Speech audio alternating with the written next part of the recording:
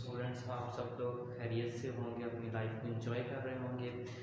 आज हम पढ़ने जा रहे हैं फाइनेंस का एक important topic which is time value of money.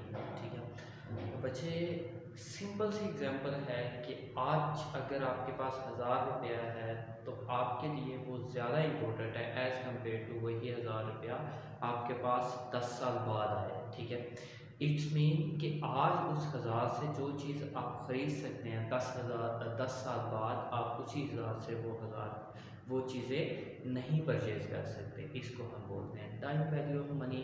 और टाइम वैल्यू ऑफ मनी की जब बात करते हैं हम, तो हम इम्पोर्टेंस दे रहे होते हैं कि टाइम के लिहाज से मनी की क्या इम्पोर्टेंस है। ओबियसली बच्चे, today is $1 is better than the dollar after tomorrow. ठीक है, जो आज आपको डॉलर मिलना है उसकी वैल्यू जो आपको कल या परसों डॉलर मिलना है उससे ज़्यादा है। आप उसको ज़्यादा अफेक्टिव वे में, ज़्यादा अच्छे तरीके से यूज़ कर सकते हैं।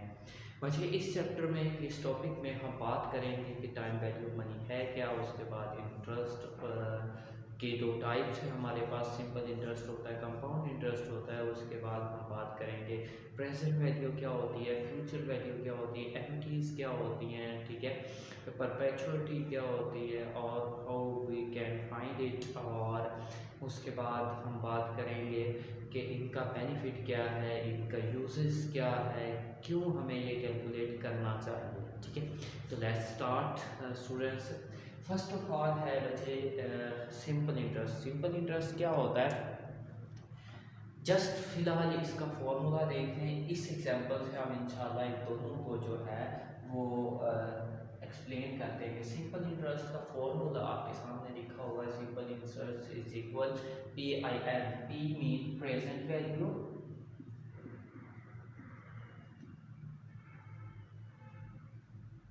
I मीन इंटरेस्ट रेट या रेट ऑफ इंटरेस्ट, और N mean number of periods.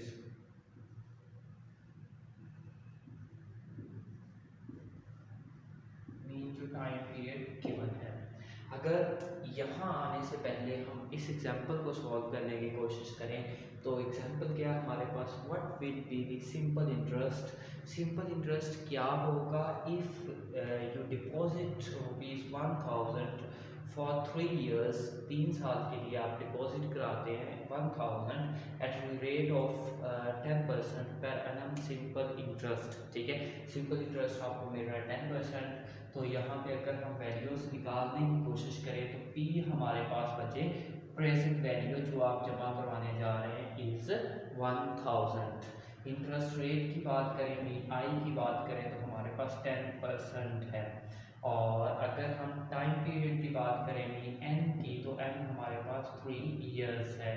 ठीक है, तो सिंपल वैल्यूज को पुट करते हैं, फॉर्मूला आपके सामने है। सिंपल इंटरेस्ट इज इक्वल है PIN, तो P मीन 1000 मल्टीप्लाई बाय 10%। 10% को जब परसेंटेज खत्म करेंगे तो that will become 0.1 multiply by 3 years. तो आपके पास सिंपल इंटरेस्ट निकल आएगा, that would be 300। That is simple interest. Then we first consider what is simple interest and what is compound interest and what is difference between these two। ये clear होगा आपको इस example के बाद। पहले हम कंपाउंड इंटरेस्ट की बात कर लेते हैं। कंपाउंड इंटरेस्ट क्या है, फॉर्मूला आपके सामने था P into 1 plus R raise to की पावर n। यहाँ पे I को हम, यहाँ पे जो I कंसिडर किया था उसको हम R कंसिडर कर रहे हैं। मीनिंग सेम है बच्चे, कुछ ज़्यादा डिफरेंस नहीं है। जस्ट एग्जांपल में ऐसे दिया हुआ था तो हमने उसको एज इट इज़ यूज़ कर दिया। R का मीनिंग भी यहाँ पे इंटरेस्ट रेट है। इसी एग्जांपल को थोड़ा सा मॉडिफाई करते हैं, तो यहाँ पे सिंपल इंटरेस्ट की बजाय हम लिख देते हैं कंपाउंड इंटरेस्ट। कंपाउंड इंटरेस्ट, और यहाँ पे लिख देते हैं compounded annually.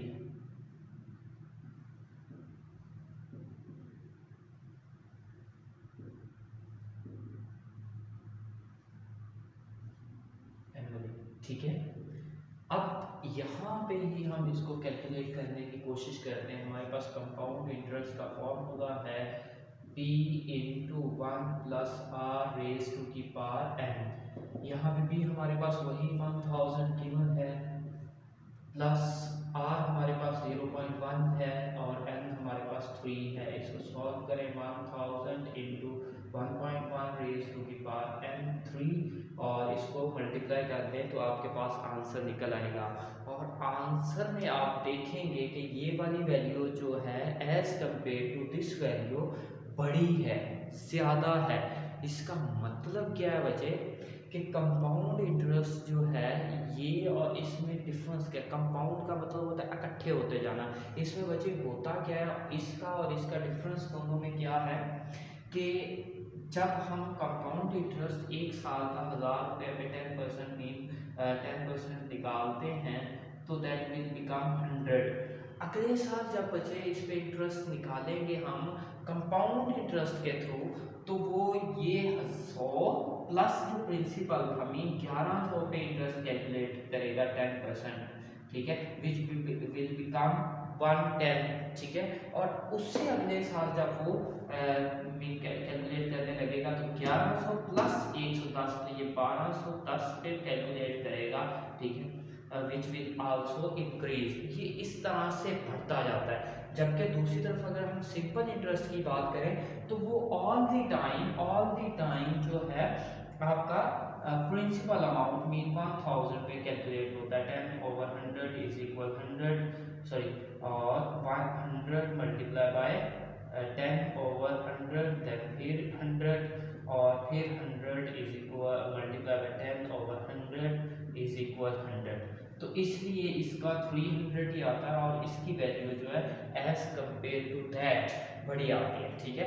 It will become here is 121 और इन तीनों को ऐड कर लें तो 331 बनते हैं, आई थिंक ये, ठीक है। और यहाँ पे भी आपका कितना इंटरेस्ट आ रहा है, 331। तो इस तरह कंपाउंड इंटरेस्ट में नॉर्मली जो बैंक्स हैं ये हमें कंपाउंड इंटरेस्ट ऑफर करते हैं। मीन आप जब लोन लेने जाएं तो वो कंपाउंड हो रहा होता है। कंपाउंड होने का मतलब क्या है कि जो प्रीवियस ईयर का इंटरेस्ट रेट है या इंटरेस्ट है वो अगले साल जब उस प्रिंसिपल पे अकाउंट होने लगेगा, इंटरेस्ट तो प्रिंसिपल पे नहीं होगा बल्कि ये इंटरेस्ट प्लस प्रिंसिपल। 1000 रुपया हमारा प्रिंसिपल था, 100 रुपये इंटरेस्ट पहले साल का बना तो 1100 पे कैलकुलेट होगा। जब 1100 पे 110 रुपये कैलकुलेट हो गया तो अगले साल 1100 पिछला प्लस 110 इस पे ऐड करके तो ये कैलकुलेट होगा। इसलिए कंपाउंड इंटरेस्ट में वैल्यू जो है as compare to simple interest बड़ी आती है। मीन इस पे आपको ज़्यादा इंटरेस्ट पे करना पड़ता है as compare to simple interest. जी क्लास, हमने देखा कि कैसे सिंपल इंटरेस्ट और कंपाउंड इंटरेस्ट जो है आपस में डिफ़र करता है, ठीक है। और नॉर्मली जो फाइनेंशियल ट्रांजैक्शन होती है वो ज़्यादातर जो है आपकी कंपाउंड इंटरेस्ट पे बेस कर रही होती हैं, specially when you are dealing with bank, ठीक है। तो ये कंपाउंड इंटरेस्ट पे बेस कर रही होती हैं। तो अगर हमने फ्यूचर वैल्यू निकालनी हो किसी चीज़ की तो उसके लिए फ्यूचर वैल्यू होती क्या है कि आज आप एक अमाउंट डिपॉजिट करवाते हैं तो 10 साल बाद ये कितनी बन जाएगी, ठीक है। या आज अगर आप एक अमाउंट जमा करवाते हैं तो आपके पास 5 साल बाद, 10 साल बाद, 15 साल बाद जितनी देर के लिए जमा करवाते हैं कितने पैसे उससे रिटर्न में मिलेंगे, that is known as future value. और फ्यूचर वैल्यू के लिए हमारे पास फार्मूला है future value FV, future value is equal present value multiply by 1 + r⁻n, that is formula. r आपको पता है कि इंटरेस्ट रेट को शो करता है। मैं यहाँ पे लिख के देता हूँ r is equal interest rate, n mean number of periods,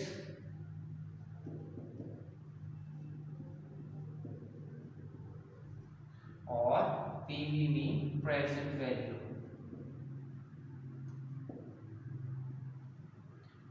जबकि FV future value.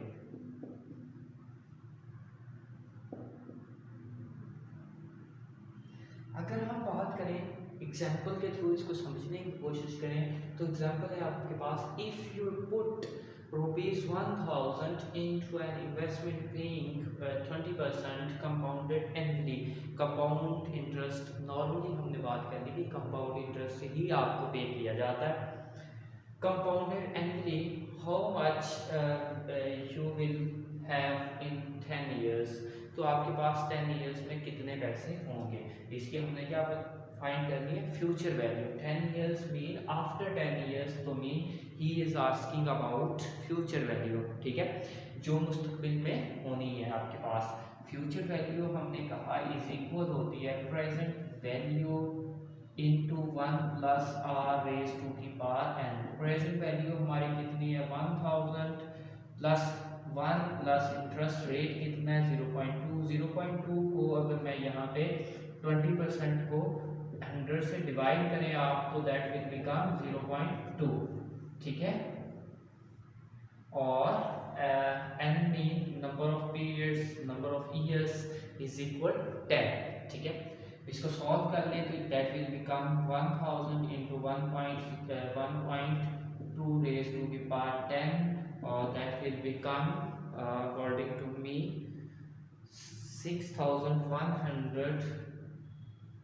6191.74। yes it is, and it means you will receive after 10 years if you pay today 1000 in an investment which is earning 20% per years compounded annually, you will have rupees 6191.74 after 10 years। Ji class, हम बात कर रहे हैं future value की। Future value की जब हम बात करते हैं तो क्वेश्चन सिंपल यही नहीं कि आपसे हर दफ़ा फ्यूचर वैल्यू ही पूछी जाए, बल्कि इस फॉर्मूले में सारी चीज़ें दे के कोई भी चीज़ एक मिसिंग हो सकती है जो आपको फाइंड करना हो सकती है। इस एग्जांपल पे फोकस करें। हाउ मैनी ईयर्स, क्या पूछ रहा है, हाउ मैनी ईयर्स, कितने साल लगेंगे, mean he is asking about an. will require for an investment of ₹1000। आप इन्वेस्ट कितना करने जा रहे हैं, 1000, मीन प्रेजेंट वैल्यू क्या है, 1000, टू ग्रो टू ₹6191.74। इसका मतलब है कि 6191.74 बनने में उसको कितना टाइम लगेगा। It is invested at 20% compounded annually. Interest rate जो है वो कंपाउंडेड एनुअली है 20%। तो फ्यूचर वैल्यू हमें पता है इज इक्वल होती है present value into 1 plus r raise to की पावर n, ठीक है। फ्यूचर वैल्यू आपको गिवन है, ये आपकी future value that will become in the future, और ये है 6191.74 इज इक्वल प्रेजेंट वैल्यू है आपके पास 1000 गिवन है, 1 प्लस आर जो है आपके पास 0.20 है, और एन आपको क्या करना है, फाइंड करना है, ठीक है। अब बचे ये चीज़, ये जो प्रेजेंट वैल्यू है यहाँ आगे मल्टीप्लाई हो रही है, इधर आके क्या हो जाएगी, डिवाइड हो जाएगी, और आपके पास बचा क्या, 1.20 रेज टू की पावर n, ठीक है। आप इसको इस पे डिवाइड करेंगे तो आपके पास एक वैल्यू आ जाएगी। यहाँ हमने फाइंड क्या करना है बच्चे, n, ठीक है। n फाइंड करने के लिए अगर आपने बचपन में इसको सॉल्व किया और लॉगरिथम वाला कॉन्सेप्ट ये 9th क्लास में, आई थिंक 3rd चैप्टर में आपने अगर स्टडी किया हो, तो आपके पास यहाँ पे जो वैल्यू आएगी इसकी, उसका लॉग ले लें, इज इक्वल आपके पास जब आप लॉग लेते हैं तो जिसकी पावर वैल्यू होती है वो आपके स्टार्ट में आ जाती है, लॉग 1.20 आ जाएगा आपके पास, ठीक है। तो ये n इसके साथ मल्टीप्लाई हो रहा है, इसको इधर ले आएंगे तो ये वाला लॉग डिवाइड इसको कर देंगे आप लॉग 1.20 से, ठीक है। तो जब आप ये वाली वैल्यू इधर आके डिवाइड हो जाएगी तो आपके पास अल्टीमेटली क्या होगा, n की वैल्यू निकल आएगी। अब इसी एग्जांपल को थोड़ा सा मजीद मॉडिफाई करते हैं, हम कहते हैं एट व्हाट रेट, मैं इसको थोड़ा सा मॉडिफाई कर लूँ। नाउ कंसीडर क्लास एग्जाम्पल है एट व्हाट रेट, ठीक है, एट व्हाट रेट और at what interest rate 1000 invested will go to 6191.74 in 10 years compounded annually। Mean आपको पूछना क्या जा रहा है कि रेट, इंटरेस्ट रेट क्या होगा जिसके थ्रू आपका जो 1000 है वो 10 साल में कितना हो जाएगा, 6191.74, ठीक है। तो सेम फार्मूला आपने अप्लाई करना है, सॉरी हमारे पास फ्यूचर वैल्यू इज इक्वल है present value into 1 plus r raise to की पावर n। फ्यूचर वैल्यू आपके पास गिवन है 16191.74 और इज इक्वल प्रेजेंट वैल्यू आपके पास गिवन है 1000। 1 प्लस आर आपके पास मिसिंग है, इंटरेस्ट रेट गिवन नहीं है, एन आपके पास 10 है, ठीक है। तो इसको इधर ले आएंगे तो ये 6191.74 डिवाइडेड बाय 1000, तो ये आपके पास 1 प्लस आर रेज टू की पावर 10 आ जाएगा। इसको अगर इस पे डिवाइड करेंगे तो ये आपके पास 6.19174 आ जाएगा और इधर क्या 1 प्लस आर रेज टू की पावर क्या ले लें जी, पावर ले लें, इधर भी 1/10 से मल्टीप्लाई करने, इसको भी 1/10 से मल्टीप्लाई करने, ये आपस में इसकी पावर लेंगे तो यहाँ पे एक वैल्यू आ जाएगी और यहाँ पे आपके पास 1 प्लस आर बचेगा, ये बचे ब्रैकेट आपकी खत्म हो गई, ये आपस में कट गए, ये 1 इधर प्लस का इधर आके ये माइनस हो जाएगा। जब ये माइनस हो जाएगा तो आपके पास एक आर की वैल्यू आ जाएगी जिसको आप जब 100 से मल्टीप्लाई करेंगे तो that will become 20% as it is, जैसे कि हमारे पास पहले बना था, ठीक है। पहले हमने वही एग्जांपल है, वही उसी को सॉल्व कर रहे हैं। तो यहाँ पे जस्ट एग्जांपल ये दी गई है, आपको समझाया ये क्या है कि अगर इंटरेस्ट रेट मिसिंग हो तो उसको कैसे फाइंड करते हैं। ये था फ्यूचर वैल्यू आप कैसे फाइंड कर सकते हैं।